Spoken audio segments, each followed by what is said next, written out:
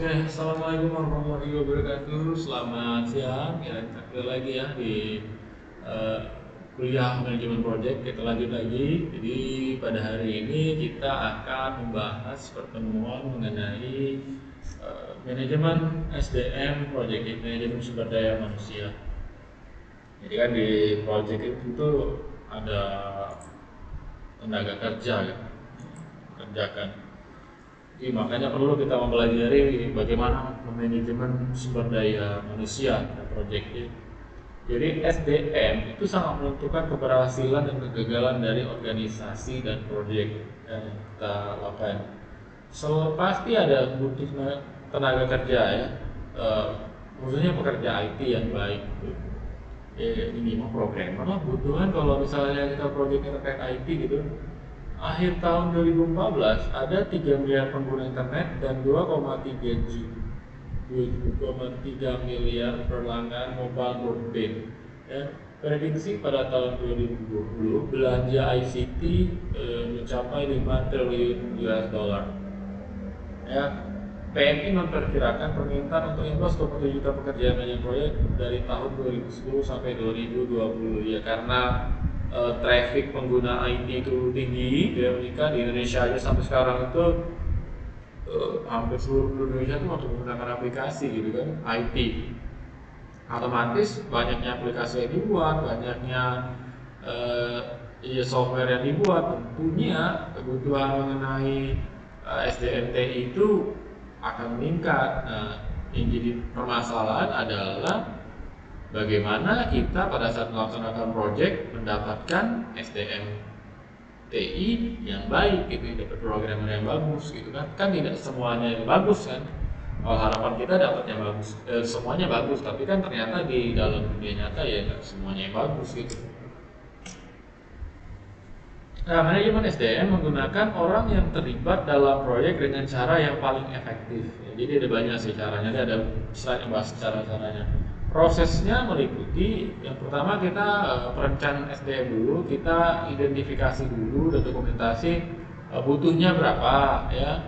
Terus apa saja peran-perannya, tanggung jawabnya apa saja ya, dan bagaimana hubungannya dalam proyek nanti itu ya perencanaan ya, direncanain dulu. Setelah itu baru perekrutan tim project. Perekrutan ini kita mencari, kita rekrutmen gitu. Entah dari yang sudah pernah kita gunakan jasanya, kita panggil lagi atau kita buka pengumuman seperti itu ya, atau kita cari orang lain gitu. Kemudian pengembangan tim project, pengembangan kalian pribadi dan kelompok untuk meningkatkan kinerja project. Kemudian pengelolaan tim project, dia melacak kinerja anggota tim, motivasi anggota tim dan seterusnya. Ini udah jalan ya, udah jalan. Kalau pengelolaan tim project udah jalan maksudnya gitu. Ini contoh, ini gambar biasa tadi. Nah, apa saja kebutuhan SDM untuk project IT? Ada analis sistem, ada design sistem, database administrator, sistem administration, jaringan, programmer, tester, implementer, teknisi. Sekarang nambah lagi kalau sekarang itu ada UI designer, UX designer, ada copywriter designer, ya. Ada UI tester, UX tester, gitu. Ada data analis dan lain-lain. Banyak sekali ya, terus berkembang. Kalau dulu pas saya dulu awal kuliah, pas daftar itu paling di pemrograman sama analisis sistem gitu ya, database paling mentok. Tapi kalau sekarang berkembang jadi banyak sekali sub karir di dalam dunia IT gitu. Nah, kita masuk di perencanaan SDM. Apa saja yang terkait dengan perencanaan SDM? Yang pertama, identifikasi besar proyek yang akan dikerjakan ya. Kemudian itu identifikasi seberapa banyak tugas-tugas yang diselesaikan, identifikasi seberapa banyak SDM yang diperlukan, kemudian buat struktur organisasi proyek yang dapat mengakomodir hasil identifikasi gitu. Ya, yang paling penting itu tahu skop proyeknya kan itu sudah tahu ya di awal kan. Nah, kemudian kira-kira untuk proyek ini berapa banyak jumlah SDM yang diperlukan, jangan sampai kekurangan atau terlalu sedikit. Jangan sampai terlalu banyak. Kalau terlalu sedikit khawatirnya nanti beban kerjanya itu terlalu besar gitu, sehingga nanti tidak maksimal hasil yang dikerjakan. Kalau terlalu besar nanti ngaruh ke budgeting ya, jadi over budgeting, jadi ya untungnya jadi tidak banyak, jangan-jangan malah buntu proyeknya gitu. Kemudian pemilihan dan penempatan staff. Nah, tadi kan udah dapat rekrut, udah dapat. Nah, nanti pas penempatannya itu harus sesuai dengan bidang keahliannya gitu. Jangan sampai dia ahli database ditaruh jaringan gitu, dia ahli analis ditaruh programmer dan sebagainya gitu. Itu ya, jangan sampai salah penempatan gitu. Nah, dalam perekrutan SDM yang untuk project itu ada beberapa sub, jadi itu ada jenis perekrutan, sub perekrutan, sama cara perekrutan. Nah, kalau untuk jenis perekrutannya tuh ada yang tetap, jadi karyawan tetap gitu. Ya, dia nanti mau proyek ganti-ganti juga dia masih tulang di situ gitu. Ada yang kontrak, jadi misalnya kontrak selama proyek ini aja ada setahun, proyeknya misalnya setahun, udah selama setahun aja dia dikontrak, selesai proyek ya sudah selesai gitu. Ada yang honorer gitu. Ada lagi transfer. Kalau transfer itu kita ada beberapa project ya, project di perusahaan kita ini. Nah, disubstitusikan dia ke project kita, dari project A disubstitusikan project B orangnya. Kalau untuk perekrutan itu bisa ke masyarakat ya, lembaga pendidikan, misal ke kampus hiring gitu. Bisa juga pakai institusi lain, misal ya ada lembaga inilah, lembaga perekrutan khusus gitu, bisa carikan dulu gitu sumber-sumbernya. Bisa open, kalau cara perekrutannya open house, iklan, brosur. Kalau sekarang yang paling tren itu website job seeker kayak Jobstreet, kemudian Glints, atau kalau yang profesional biasanya nyarinya di LinkedIn ya. Jadi kalian harus, kalau mulai sekarang tuh harus punya LinkedIn ya, harus punya LinkedIn gitu. Kemudian kunci pengelolaan orang yang penting ya dalam itu ada motivasi, ada pengaruh perasaan sama efektifan gitu. Ini aja ini. Ya, ini nggak usah terlalu ini sudah belajar di mata kuliah manajemen pengetahuan itu. Nggak usah saya bahas lagi. Ya, nah pengaruh dari manajer project. Proyek cenderung akan berhasil apabila manajer proyek mempengaruhi orang dengan cara pertama keahlian dan tantangan kerja. Jadi yang di bawah kita itu, kita kan sebagai project manager ya. Nah, yang kita kelola itu akan sangat terpengaruh kalau kita tuh benar-benar ahli di bidang itu. Ya, orang tuh melihat, oh bapaknya ahli, aku harus banyak belajar dari dia gitu maksudnya gitu. Sama ya dari experience saya, pengalamannya gitu. Ya. Project cenderung gagal apabila manajer proyek terlalu mengandalkan otoritas, kata kewenangan, uang sama hukuman. Jadi ya otoriter kan otoriter gitu. Nanti jangan sampai kita jadi project manager yang otoriter gitu.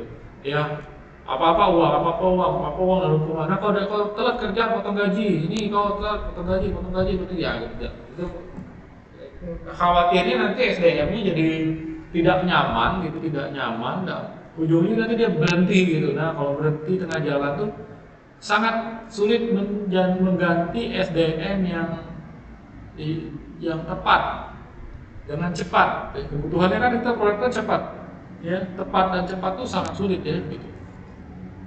Jadi jangan kayak gitu. Kemudian perencanaan organisasi mencakup identifikasi dokumentasi, peran proyek, tanggung jawab, dan hubungan pelaporan ya. Ini keluarannya. Ini bisa dibaca aja teori ini ya. Nah, ini contoh struktur organisasi pada proyek TI ya. Ini project manager, ini deputy project manager. Di bawahnya itu nanti membawahi bagian pekerjaan kayak system engineering, independent test group, bagian ngetes software, project technical lead, quality assurance, configuration management. Di bawahnya nanti ada lagi submanager 1, submanager 2, submanager yang lain lagi. Di bawah submanager nanti ada tim 1, tim 2, tim 3 dan seterusnya. Nah, seperti ini kira-kira struktur dari proyek TI itu.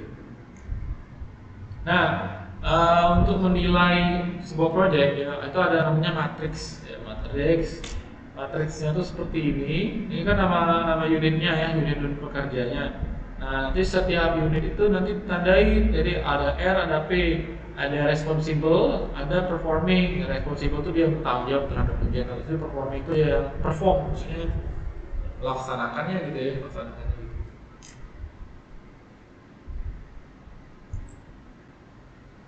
Nah ini juga kalau ini juga ada sampai kalau S sign of required, nah ini penjelasannya legendnya gitu ya. Kalau ada lagi sebenarnya yang terakhir ini pakai namanya tekniknya RACI ya, di COVID satu namanya RACI, responsible, accountable, konsul sama inform gitu ya. Sekarang namanya RACI, ini yang dijadiin.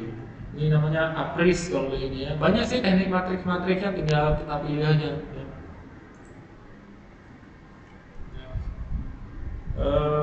Ini acquisition project nggak usah. Nah, resource leveling ya, resource leveling adalah teknik untuk menyelesaikan masalah konflik kebutuhan sumber daya dengan menunda suatu pekerjaan. Jadi resource itu kan sumber daya gitu. Jadi kadang-kadang ada satu tim yang kerjaannya selesai sudah, ada satu tim yang masih belum selesai kerjaannya. Nah itu bisa kita sharing saja, sharing resource ke unit tim B ini bisa aja ya, sehingga nanti proyeknya selesai tepat waktu. Kan kita sudah tahu yang ini ya, udah sebelumnya belajar ini kan ya, diagram ini kan ya, diagram jaringan ini kan udah tahu nih waktu-waktunya. Nah, itu bisa prediksi, oh ini udah selesai, di sini udah selesai, timnya nggak ngapa-ngapain kan, dialihkan saja ke bagian sini gitu. Untuk bangun tim project itu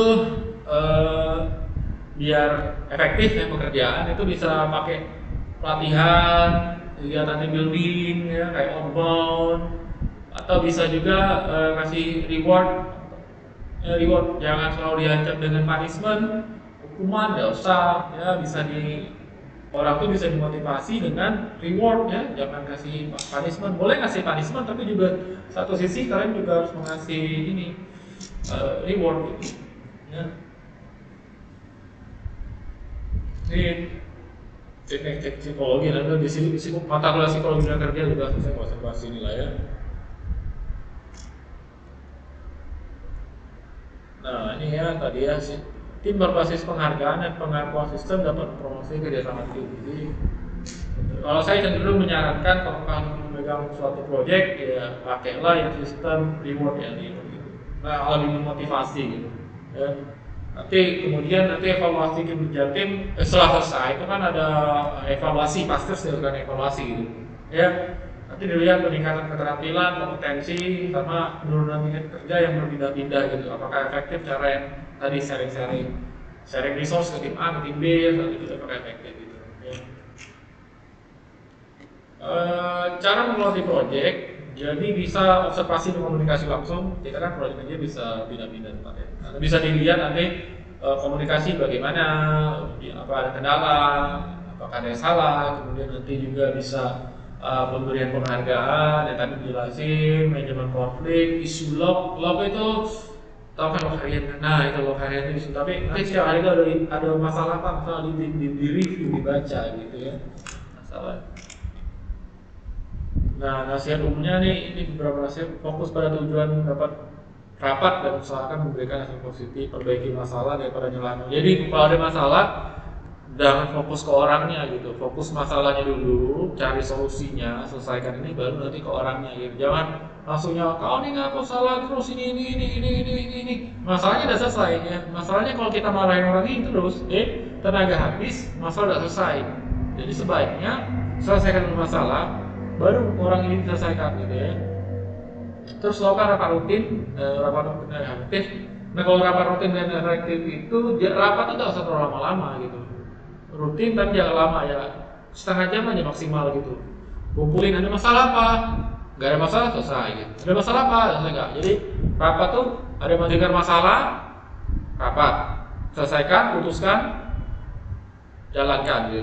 Jangan rapat berlama-lama terus tanpa ini banyak perdebatan, nggak usah gitu. Ya kalau sekarang tipe rapat itu biasanya data-data tuh dan segala analisis dan lain-lain itu dikumpulkan dibahas di email jauh-jauh sebelum rapat tuh cuma untuk memutuskan saja gitu ya. Untuk perdebatan dan diskusi itu di email dan WA sekarang trennya gitu. Rapat maksimal 30 menit kalau sekarang. Dorong agar anggota tim selalu bekerja sama dan saling menolong. Berikan penghargaan terhadap pencapaian pribadi maupun kelompok.